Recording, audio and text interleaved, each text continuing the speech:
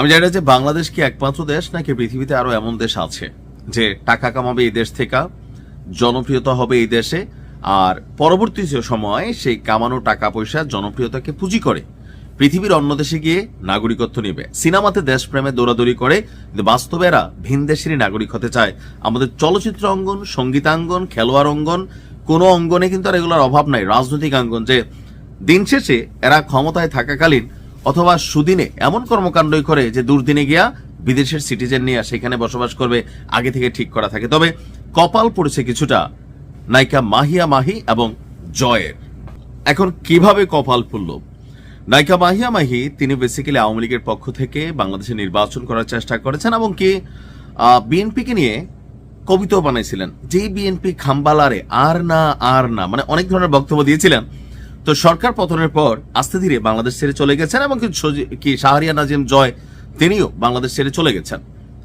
যাওয়ার পরে সেখানে দীর্ঘদিন যাবৎ বসবাস করে যুক্তরাষ্ট্রের নাগরিক হওয়ার জন্য তারা চেষ্টা করছিলেন, কিন্তু সেই লক্ষ্য সামনে রেখে যুক্তরাষ্ট্র সরকারের কাছে গ্রিন কার্ডের জন্য আবেদন করেছিলেন এই দুই তারকা। বিশ্বস্ত সূত্রগুলো বলছে সর্বশেষ দফায় যুক্তরাষ্ট্রের ট্রাম্পের হঠাৎ করে যে অভিবাসন নীতিতে ব্যাপক পরিবর্তন, সেই অভিবাসন কর্তৃপক্ষ তাদের আবেদন অনুমোদন দেয়নি, অর্থাৎ তাদেরকে দেশে চলে আসতে হবে। প্রয়োজনীয় কাগজপত্র এবং আবেদন সংক্রান্ত কিছু বিষয়ে পুরোপুরি সন্তুষ্ট হতে না পারায় যুক্তরাষ্ট্র ইমিগ্রেশন তাদেরকে মার্কিন যুক্তরাষ্ট্রের নাগরিকত্ব দিচ্ছে না। সূত্র বলছে যে ব্যক্তিগত এবং পারিবারিক জীবনে নতুন অধ্যায় শুরু করতেই যুক্তরাষ্ট্রে স্থায়ী হওয়ার ভাবনা ছিল মাহিয়া মাহি এবং জয়ের।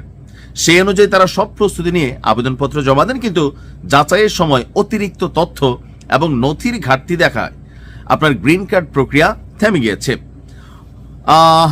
এখানে তারা বলছে যে দুজনের একটা বক্তব্য যে সাম্প্রতিক সময়ে যুক্তরাষ্ট্রের অভিবাসন নীতিতে বেশ কড়াকড়ি আরোপ করা হয়েছে, আর এখানে যা চাওয়া হয়েছিল তো সেই তুলনায় বাড়তি তথ্য, বাঙালি তো দুই এক লাইন একটু বাড়তি তথ্য দিবেই। তো গত 1.5 বছরে বাংলাদেশের অনেক চলচ্চিত্র অঙ্গনের তারকা, এখন দেখেন বিএনপির প্রতিও অনেক তারকারা ঝুঁকা পড়ছে, মানে তোষামদি শুরু করছে। শিক্ষা নাই।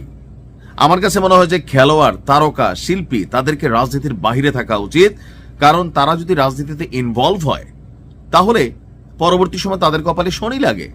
আর এই যে দেশপ্রেম টেশপ্রেম কোথায় দেখেন এগুলোর মধ্যে?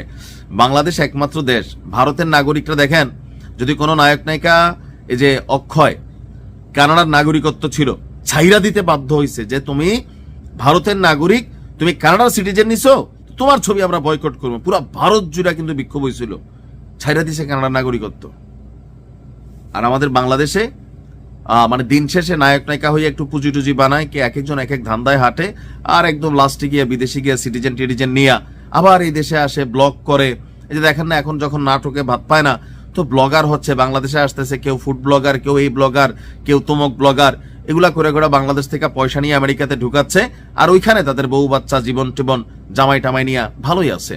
দিন শেষে বাংলাদেশে কেন জানি তাদের অ্যালার্জি। তো তারা কি আমেরিকার মতন দেশে গিয়ে কোনো সেলিব্রিটি হইতে পারতো না? আমার কাছে মনে হয় যুক্তরাষ্ট্রের উচিত এই টাইপের যেই আবেদনগুলো থাকে সবগুলোরই বরখাস্ত করে বাংলাদেশে পাঠাই দেওয়া দরকার। দেশের মানুষ দেশে থাকো, দেশের উন্নতি করো। গতকালকে 36টারে পাঠাইছে, অনেক টাকা পয়সা খরচ করে যারা যুক্তরাষ্ট্রে যেতে চাচ্ছেন, কারণ সারাদিন যুক্তরাষ্ট্র নিয়ে সমালোচনা করবেন, আবার যুক্তরাষ্ট্রের সিটিজেনই চাইবেন, এটা তো হইতে পারে না। ভালো থাকুন, আসসালামু আলাইকুম।